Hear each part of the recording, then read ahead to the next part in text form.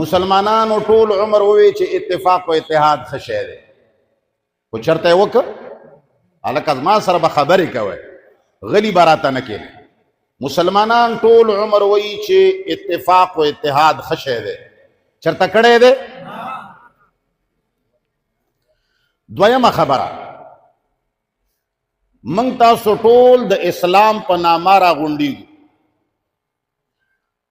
مئی چې کله ښکارزن نیسي نو د کونډې کې ورته هغه خوراک اچوي چې مهي ډېر خوښوي.